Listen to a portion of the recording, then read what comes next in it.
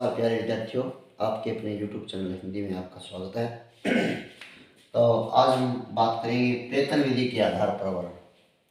प्रयत्न विधि के आधार पर यदि वर्णों की बात की जाए तो ये मोटे तौर से मुख्यतः तीन प्रकार के होते हैं।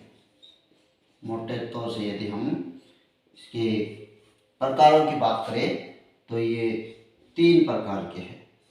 तीन प्रकार के कौन कौन से, देखो। पहला है स्थान के आधार पर। स्थान के आधार पर स्थान के आधार पर इनकी संख्या की बात करें तो ये 8 प्रकार के होते हैं। उसके बाद है घोषताओं के आधार पर,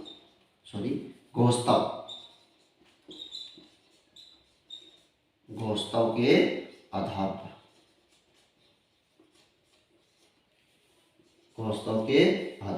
घोषताओं के आधार पर संख्या की बात करें तो हम पढ़ चुके हैं 2 प्रकार के होते हैं। उसके बाद है समास वायु के आधार पर।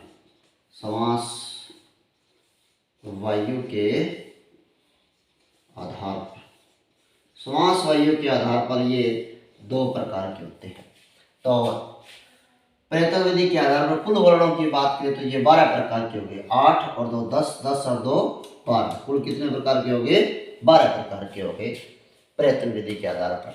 अब घोषताओं के आधार पर हम पढ़ चुके हैं, समास वायु के आधार पर हम पढ़ चुके हैं। अब हम पढ़ेंगे स्थान के आधार पर।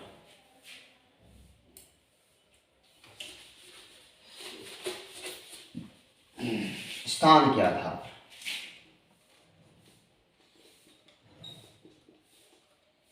स्थान के आधार पर स्थान के आधार पर निम्न 8 प्रकार के वर्ण होते हैं। इनमें सबसे पहले है स्पर्शी व्यंजन। स्पर्शी व्यंजन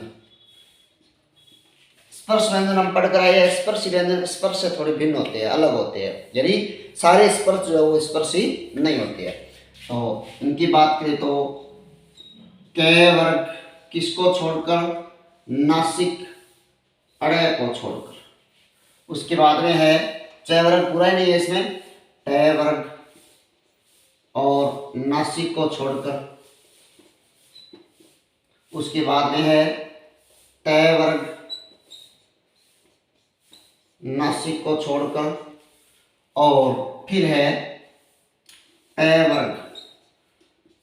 वर्ग नासिक को छोड़कर। तो 4 इसके हैं क वर्ग के, 4 ट वर्ग के हैं, 4 ट के हैं और 4 ही प के, यानी कुल इनकी संख्या कितनी होती है? 16 होती है। उसके बाद हम बात करेंगे 2 नंबर है संघर्षी व्यंजन। संघर्षी व्यंजनों की बात करें तो हम उत्सव व्यंजन पढ़ कर आए हैं। जो उत्सव व्यंजन है वही कौन से है? संघर्षी व्यंजन है।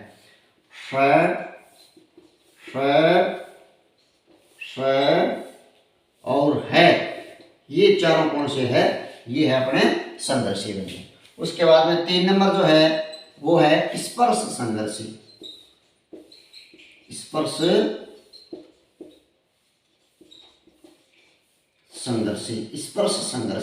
स्पर्श संघर्षी जो हम वर्गीय व्यंजनों के अंदर जो हमने एक वर्ग छोड़ा है, कौन सा? क वर्ग आ गया, उसके बाद में च वर्ग छोड़ दिया।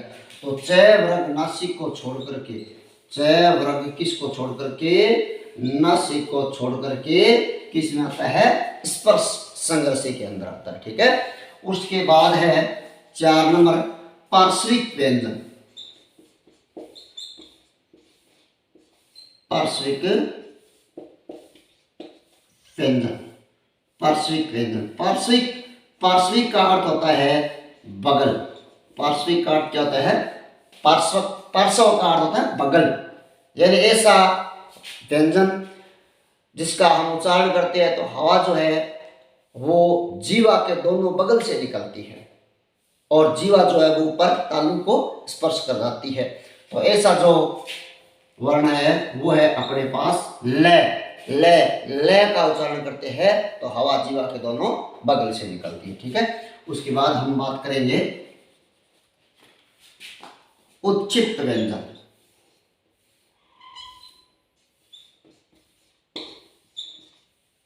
उच्चित व्यंजन। उच्चित व्यंजन जो है इसे ताड़नजात व्यंजन भी कहते हैं। ताड़नजात, ताड़नजात व्यंजन, उच्चित व्यंजन को ताड़नजात व्यंजन भी कहते हैं। उच्चित का अर्थ होता है फेंके हुए। उच्चित का अर्थ क्या है? फेंके हुए, यानी ऐसे व्यंजन जिनका उच्चारण करते हैं तो ऐसा लगता है कि जिसे ने जीवा की नोक पर रख करके फेंका गया हो। तो ऐसे दो व्यंजन है, कौन कौन से? डे और ढे। डे और कौन सा है? ढे। डे और ढे दोनों उच्चित व्यंजन, डे ढे, ठीक है। उसके बाद में है 6 नंबर जो अपना, वो है परकंपित। परकंपित व्यंजन, परकंपित को लुंठित भी कहते हैं। परकंपित को लुंठित व्यंजन भी कहते हैं। परकंपित या लुंठित जो है ये है अकेला रे। रे रे का उच्चारण करते हैं तो जीवा के अंदर क्या होता है? कंपन होता है, रे। उसके बाद हम यदि बात करें 7 नंबर की, 7 नंबर है नासिक्य व्यंजन। नासिक्य व्यंजन यानी ऐसे व्यंजन या ऐसे वर्ण जिनका उच्चारण करते हैं तो हवा जो है वो मुख के साथ साथ नाक से भी निकलती है। तो प्रत्येक वर्ग का जो पंचम वर्ण है वो नासिक्य होता है। कौन कौन से है? अड़े है, ये है, अणे है, ने है और मैं है। ये कौन से है? नासिक्य व्यंजन है। और सभी स्वर भी जब उन पर अनुस्वार लग जाता है तो नासिक्य होते हैं। उसके बाद 8 नंबर जो है वो है संघर्षहीन वर्ण। संघर्षहीन वर्ण, संघर्षहीन वर्ण। तो पहले भी हमने चर्चा की थी जब हमने व्यंजन सामान्य रूप से पढ़े थे। ये और वह के बारे में मैंने आपको बताया था भी ये और वह जो वर्ण है, ये और वह जो वर्ण है, ये संघर्षहीन वर्ण माने जाते हैं क्योंकि इनके उच्चारण में संघर्ष जो है वो न के बराबर होता है। ठीक है, तो अब हमने पढ़े हैं किसके आधार पर? स्थान के आधार पर। भी प्रयत्न विधि के आधार पर 3 प्रकार के आपको बताए थे। इसमें पहला है स्थान के आधार पर, दूसरा है भोस्तव के आधार पर जो हम पढ़ चुके हैं, और तीसरा था अपना समास वायु के आधार पर, उसको भी हमने पढ़ लिया है। अब हम बात करेंगे, मैंने वर्णों की शुरुआती कक्षा के अंदर आपको बताया था कि वर्ण 44 भी होते हैं और वर्ण जो है वो इनकी संख्या 52 भी मानी जाती है। तो अब हम पूरे वर्णों को पढ़ चुके हैं। अब आपकी ये बात समझ में आ जाएगी भी 44 किस प्रकार होते हैं और 52 किस प्रकार होते हैं।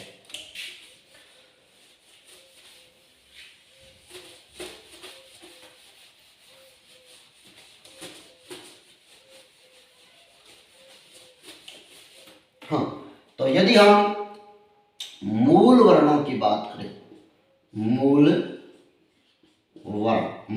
वर्ण अलग होते हैं और कुल वर्ण क्या होते हैं? अलग होते हैं। आपसे प्रश्न में भी 2 प्रकार की बातें पूछी जा सकती है, मूल वर्ण और कुल वर्ण। मूल वर्ण और कुल वर्ण, उसके बाद आपसे संख्या पूछी जाएगी। तो मूल वर्णों की संख्या जो मूल रूप से हमने वर्ण पढ़े हैं वो कितने पढ़े हैं? 44 वर्ण पढ़े हैं। मूल रूप से हमने वर्ण कितने पढ़े हैं? 44। 33 व्यंजन और 11 स्वर पढ़े हैं, 44 पढ़े हैं। अब 44 के अंदर कौन कौन से वर्णों को मिलाया गया है? तो इनकी संख्या 52 हो गई। हम देखते हैं, हमने एक तो पढ़े हैं संयुक्ताक्षर।